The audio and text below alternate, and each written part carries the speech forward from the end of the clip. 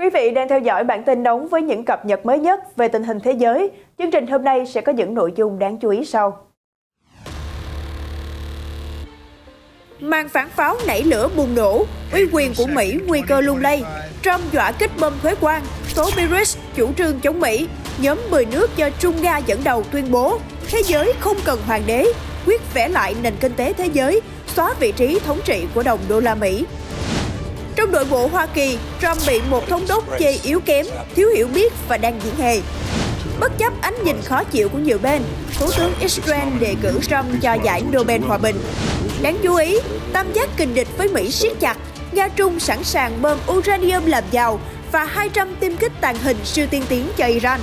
Châu Á tiếp tục bị nung nóng, Nhật Bản cho phép quân đội bắn hạ UAV Trung Quốc. Tin tức khác, Ý bắt công dân Trung Quốc bị FBI truy nã. Đội cứu hộ vượt bùn lầy tìm người mất tích sau trận lũ Texas. Hãy theo dõi chi tiết ngay sau đây.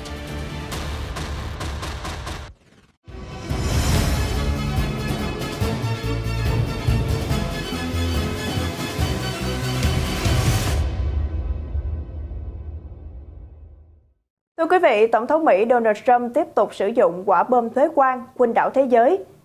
Ông chủ Nhà Trắng vừa đe dọa áp thuế bổ sung lên nhóm các nền kinh tế mới nổi BRICS, bao gồm 10 thành viên, đồng thời tố họ chủ trương chống Mỹ. Tại hội nghị thượng đỉnh ngày 7 tháng 7, BRICS bác bỏ cáo buộc này, đồng thời Tổng thống Brazil, người chủ trì hội nghị, đã gửi thông điệp cứng rắn đến Tổng thống Trump rằng thế giới đã thay đổi, chúng tôi không cần một hoàng đế. Theo Newsweek, lời đe dọa áp bổ sung thuế quan được Tổng thống Trump đưa ra khi chính quyền của ông chuẩn bị ký kết hàng loạt thỏa thuận thương mại với các quốc gia khác trước ngày 9 tháng 7 để áp dụng các biện pháp trả đũa thuế quan. Tuy nhiên, theo nguồn tin từ chính phủ Mỹ, Mỹ sẽ không áp ngay lập tức thuế 10% bổ sung lên các quốc gia BRICS, mà chỉ thực hiện nếu các quốc gia này thực thi chính sách Washington cho là chống Mỹ. Tại hội nghị thượng đỉnh BRICS, Tổng thống Brazil Lula da Silva nhấn mạnh rằng các quốc gia BRICS đang tìm cách tổ chức lại nền kinh tế thế giới theo một hướng khác, đồng thời khẳng định sự cần thiết của một giải pháp thay thế đồng đô la Mỹ trong thương mại toàn cầu.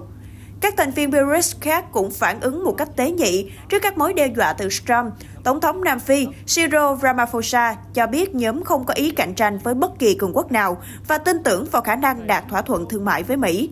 Phát ngôn viên Bộ Ngoại giao Trung Quốc Mao Ninh cũng khẳng định BRICS ủng hộ hợp tác đôi bên cùng có lợi và không nhằm vào bất kỳ quốc gia nào. Trong khi đó, tại hội nghị, các nhà lãnh đạo BRICS đã ra tuyên bố chung lên án vụ đánh bom gần đây đối với Iran, đồng thời cảnh báo rằng động thái tăng thuế quan có thể đe dọa thương mại toàn cầu. Theo Newsweek, nhóm BRICS đang ngày càng khẳng định vai trò là diễn đàn ngoại giao đa phương, trong khi các nhóm như G7 và G20 gặp khó khăn do các chia rẽ và chính sách nước Mỹ trên hết của Trump. Thưa quý vị, giữa lúc Tổng thống Donald Trump khiến nhiều nước phản đối vì kích hoạt lửa chiến, cả về quân sự lẫn thương mại, gây xáo trộn thế giới, thì Thủ tướng Israel, đồng minh thân thiết của Trump, tuyên bố đề cử nhà lãnh đạo Mỹ cho giải Nobel Hòa bình. Theo Reuters, vào ngày 7 tháng 7, Thủ tướng Israel Benjamin Netanyahu đã thông báo với Tổng thống Donald Trump rằng ông đã đề cử Trump giải Nobel Hòa bình và trao cho ông chủ Nhà Trắng một bức thư đề cử trong cuộc gặp tại Nhà Trắng. Phát biểu với các phóng viên trước buổi tối giữa các quan chức Mỹ và Israel, ông Netanyahu cho biết Mỹ và Israel đang hợp tác với các quốc gia khác nhằm mang đến cho người Palestine một tương lai tốt đẹp hơn, đồng thời gợi ý rằng cư dân Gaza có thể di chuyển sang các quốc gia láng giềng.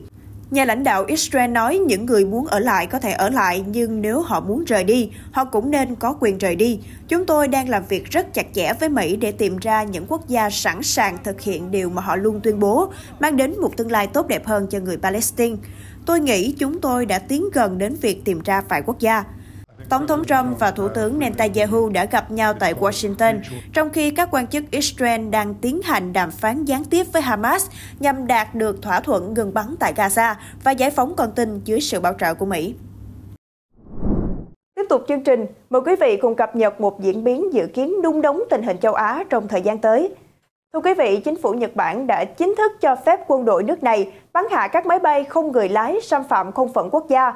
Sự thay đổi chính sách này sẽ tác động đến cách thức lực lượng phòng vệ đáp trả trước sự gia tăng hoạt động của UAV Trung Quốc gần Nhật Bản. Newsweek ngày 7 tháng 7 cho biết, theo một khuôn khổ pháp lý trước đây, các phi công không quân Nhật Bản được phép thực hiện các biện pháp cần thiết đối với các máy bay không người lái xâm phạm không phận Nhật Bản, nhưng họ không được phép khai hỏa vào các máy bay không người lái nếu không có mối đe dọa trực tiếp đến tính mạng con người. Tuy nhiên, theo báo Sankei Shimbun, một sự giải thích mở rộng của chính sách này đã được thông báo lần đầu tiên vào tháng 2 năm 2023 và đến tháng 6 năm nay, nội các của Thủ tướng Ishiba mới chính thức thông qua. Jin Matsubara, một nghị sĩ độc lập đại diện cho một khu vực ở Tokyo, đã được xác nhận sự thay đổi chính sách này sau khi gửi thư yêu cầu chính phủ giải thích. Có thể thấy Nhật Bản, một đồng minh quan trọng của Mỹ, đang phát triển chính sách an ninh để phù hợp với bối cảnh chiến tranh hiện đại, đặc biệt là sự phát triển ngày càng tinh vi của các phương tiện không người lái do Trung Quốc phát triển. Mặc dù chính sách này khó có thể ảnh hưởng đến việc phòng thủ các đảo chính của Nhật Bản, nhưng nó mở ra khả năng xảy ra một cuộc đụng độ vũ trang quanh quần đảo tranh chấp Senkaku, Điểu Ngư, trên biển Hoa Đông, nơi Nhật Bản kiểm soát, còn Trung Quốc tuyên bố chủ quyền. Theo báo cáo từ Bộ Quốc phòng Nhật Bản, trong năm tài chính 2024, kết thúc vào cuối tháng 3, các máy bay chiến đấu của Nhật Bản đã được điều động 704 lần để ngăn chặn các máy bay của Trung Quốc và Nga tiếp cận không phận của Nhật Bản. Trong năm ngoái, 30 máy bay không người lái của Trung Quốc đã được phát hiện hoạt động trong khu vực nhận dạng phòng không của Nhật Bản. Lực lượng không quân Nhật Bản đã chặn 11 UAV Trung Quốc kể từ khi năm tài chính 2025 bắt đầu vào tháng 4, theo các báo cáo do Văn phòng Tham mưu Liên quân của Bộ Quốc phòng Nhật Bản phát hành. Tất cả các hoạt động này đều được phát hiện quanh các đảo phía Tây Nam của Nhật Bản và trùng với các động thái được báo cáo trong khu vực phòng không của Đài Loan. Tại khu vực biển Hoa Đông, Trung Nhật cáo buộc nhau xâm phạm không phận chủ quyền trên quần đảo Senkaku, Điếu Ngư. Quần đảo này nằm trong khuôn khổ của Hiệp ước An ninh Nhật-Mỹ. Ngoài ra, Tokyo và Bắc Kinh gần đây còn mâu thuẫn về các hoạt động thăm dò khí đốt của Trung Quốc ở vùng biển chung. Thưa quý vị, Tổng thư ký NATO gần đây cho rằng Trung Quốc, Nga, Triều Tiên và Iran đang lập nên bộ tứ nguy hiểm, đồng thời cảnh báo về mối liên kết ngày càng chặt chẽ giữa các nước này. Bất chấp điều đó, Nga và Trung Quốc ngày càng công khai kề vai sát cánh, hỗ trợ Iran mạnh mẽ, nhất là sau khi quốc gia Hồi giáo hứng hỏa lực dữ dội từ Mỹ và Israel. Hàng loạt diễn biến mới gần đây có thể sẽ khiến phương Tây nóng mặt hơn nữa. Vào ngày 7 tháng 7, Ngoại trưởng Nga Sergei Lavrov công khai tuyên bố Nga sẵn sàng cung cấp uranium làm giàu cho Iran nhằm phục vụ nhu cầu năng lượng hạt nhân hòa bình. Moscow có thể nhận uranium ở mức thấp của Iran và làm giàu lên mức yêu cầu khoảng 3,67 đến 19,75% để sử dụng trong các nhà máy điện hạt nhân và sau đó chuyển lại cho Iran để vận hành các cơ sở hạt nhân, chẳng hạn như lò phản ứng nghiên cứu ở Tehran hoặc nhà máy điện hạt nhân Bushehr. Nga cũng có thể đóng vai trò trung gian trong các cuộc đàm phán giữa Iran và Hoa Kỳ nếu Tehran bày tỏ mong muốn này, với kinh nghiệm thành công từ kế hoạch hành động chung toàn diện JCPOA năm 2015 mà Hoa Kỳ đã rút khỏi vào năm 2018. Đặc biệt, Trung Quốc được cho là sẽ cung cấp cho Iran một phi đội J-35, máy bay chiến đấu tàng hình thế hệ thứ 5, một động thái có thể làm thay đổi cục diện quyền lực tại Trung Đông. Aviro ngày 7 tháng 7 đưa tin, quyết định trên được Bắc Kinh đưa ra sau một loạt cuộc không kích của Israel và Mỹ bắt đầu từ ngày 13 tháng 6. Trong đó, truyền thông Iran cho biết, phần lớn hệ thống phòng không của nước này đã bị phá hủy, bao gồm cả các hệ thống S-300 của Nga và radar. Sau khi chịu tổn thất nặng nề trong cuộc chiến kéo dài 12 ngày, Iran đã tăng cường các cuộc đàm phán với Trung Quốc về việc mua các máy bay chiến đấu này. Thỏa thuận lần đầu được hé lộ qua các bài đăng trên nền tảng X, có thể bao gồm tối đa 40 chiếc J-35C, với kế hoạch tăng số lượng lên 200 chiếc trong tương lai, nhấn mạnh sự chuyển hướng chiến lược của Tehran từ các máy bay Su-35 của Nga sang công nghệ Trung Quốc. Máy bay J-35 do Tập đoàn Máy bay Thẩm Dương phát triển lần đầu được ra mắt tại triển lãm hàng không Du Hải năm 2014. Ban đầu được thiết kế cho tàu sân bay Phúc Kiến, J-35 được coi là một lựa chọn thay thế với chi phí phải chăng hơn so với F-35 của Mỹ. Máy bay có thể đạt tốc độ lên đến Mach 1,8, tầm bay lên đến 2.000 km và đạt tầm bay 5.000 km khi tiếp nhiên liệu. Nó có thể cất cánh từ các đường bay dài chỉ 400 m. Thiết kế của J-35 sử dụng lớp phủ đặc biệt, giúp giảm khả năng phát hiện lên đến 250 lần so với radar của Mỹ và Israel. Máy bay có thể mang tối đa 6 tấn vũ khí, bao gồm tên lửa PL-15, đã được sử dụng thành công trong các trận chiến chống lại các máy bay Ấn Độ, và tên lửa siêu âm PL-SX có tầm bắn 500 km, có thể tấn công các mục tiêu lớn như máy bay ném bom và Aircraft. Điểm đặc biệt của J-35 là công nghệ tàng hình thụ động sử dụng radar TIF 1475 với tầm phát hiện lên đến 1.500 km. Hệ thống này có khả năng bắt sóng radar của đối phương và phản hồi ngược lại theo pha đối, khiến J-35 gần như vô hình. Máy bay còn được trang bị tên lửa C-81, phiên bản K và C, với tầm bắn lần lượt là 65 và 140 km để chống lại tàu sân bay và tàu ngầm, cùng với tên lửa hành trình CG-10, có khả năng mang đầu đạn hạt nhân và bắn xa tới 1.800 km. Về nỗ lực giải quyết xung đột tại Gaza, một đề xuất được Reuters tiếp cận đã mô tả kế hoạch xây dựng các khu vực di chuyển nhân đạo quy mô lớn tại Gaza và có thể ngoài khu vực này nhằm cung cấp nơi cư trú tạm thời cho người Palestine. Đề án nói trên trị giá 2 tỷ đô la Mỹ cho tổ chức hỗ trợ Gaza, gọi tắt là GSF, phát động và trình lên chính quyền Tổng thống Donald Trump, nhắm đến mục tiêu thay thế sự kiểm soát của Hamas đối với dân cư Gaza. Theo bản kế hoạch, các khu vực này sẽ được xây dựng như những khu tạm cư tự nguyện, nơi người Palestine có thể tạm trú, giảm chủ nghĩa cực đoan, tái hòa nhập và chuẩn bị di chuyển nếu muốn. Các chi tiết về cách thức di chuyển dân cư vào các khu vực này cũng như vị trí ngoài Gaza vẫn chưa rõ ràng, nhưng bản đồ trong tài liệu chỉ ra các điểm đến tiềm năng như Ai Cập và Cộng hòa Ship. Theo Reuters, mặc dù GSF đã bác bỏ việc đệ trình đề xuất này và khẳng định họ chỉ tập trung vào việc phân phối thực phẩm tại Gaza, nhưng kế hoạch trên được cho là đã được thảo luận tại Nhà Trắng. Tuy nhiên, các chuyên gia về vấn đề nhân đạo đã bày tỏ lo ngại về khả năng di dời tự nguyện. Họ cho rằng, trong bối cảnh chiến tranh kéo dài và thiếu thốn viện trợ, việc thực hiện kế hoạch này sẽ chỉ làm tăng nỗi lo sợ của người dân Palestine về việc bị di dời cưỡng bức. Kế hoạch cũng mô tả các khu vực tạm cư sẽ được sử dụng để xây dựng lòng tin với cộng đồng địa phương và thực hiện tầm nhìn của Tổng thống Trump về Gaza. Tuy nhiên, các chuyên gia cảnh báo rằng việc xây dựng các khu trại này sẽ làm trầm trọng thêm tình hình, đặc biệt khi Gaza đang phải đối mặt với tình trạng thảm khốc sau các cuộc tấn công liên tiếp và khủng hoảng nhân đạo. Biên giới Mỹ-Mexico cũng đang nóng lên. Thưa quý vị, vào ngày 7 tháng 7, quân đội Mỹ đã bắt đầu triển khai dây thép dọc theo tường biên giới với Mexico. Quyết định này nhanh chóng bị các chuyên gia về vấn đề di cư chỉ trích gay gắt. Theo Reuters, nhiều chuyên gia lo ngại rằng biện pháp giăng dây thép nói trên sẽ làm tăng nguy cơ thương tích nghiêm trọng đối với những người di cư đang tìm cách vượt qua biên giới. Các binh sĩ Mỹ đã kéo căng dây thép tại khu vực biên giới ở Texas, gần thành phố Ciudad Juarez của Mexico, làm dấy lên những quan ngại cho an toàn tại các khu vực này. Theo thông tin từ Viện Biên giới Huff, việc triển khai dây thép không chỉ là mối đe dọa đối với những người di cư, mà còn có thể gây tổn hại cho các cộng đồng sống gần biên giới. Jesus de la Torre, giám đốc phụ trách di cư toàn cầu của viện, bày tỏ sự thất vọng. Thay vì tiếp tục sử dụng các biện pháp đe dọa tính mạng như dây thép, chúng ta nên hướng đến những giải pháp an toàn và hợp lý hơn, chẳng hạn như cho phép người dân tìm kiếm sự bảo vệ theo đúng quy định của pháp luật tại biên giới, giúp họ có cơ hội sống mà không phải đánh đổi mạng sống của mình. Trước đó, vào tháng 2, lính thủy đánh bộ của Mỹ cũng được cho là đã gia cố các cột thép của tường biên giới tại Tijuana, khu vực giáp ranh với California. Điều này tiếp tục làm gia tăng sự bất bình trong cộng đồng di cư. Nội bộ Hoa Kỳ cũng đang xáo trộn. Thống đốc bang California tiếp tục chỉ trích Tổng thống Donald Trump sau các cuộc đột kích của cơ quan di trú và hải quan ICE tại Los Angeles, đúng vào ngày kỷ niệm 6 tháng vụ cháy rừng tàn phá thành phố. Theo Reuters, Thống đốc bang California Gavin Newsom ngày 7 tháng 7 chỉ trích Tổng thống Trump yếu kém và cho rằng ông chủ Nhà Trắng có trái tim ô nhiễm, một cách diễn đạt mang tính ẩn dụ ám chỉ một trạng thái tinh thần không trong sạch, bị vấy bẩn bởi những điều xấu xa. Thông điệp này được ông Newsom đưa ra sau khi các đặc vụ di trú ập vào công viên MacArthur, nổi tiếng ở Los Angeles vào sáng cùng ngày. Thống đốc Newsom nhấn mạnh, thật là một sự ô nhục ở MacArthur Park, thật là kịch tính vào đúng ngày kỷ niệm, sau tất cả những gì đã xảy ra với những vụ cháy. Đó chính là thông điệp từ một trái tim ô nhiễm của Tổng thống Mỹ. Điều này cho thấy tất cả những gì bạn và tôi cần biết về tâm trạng của Tổng thống và chính quyền này.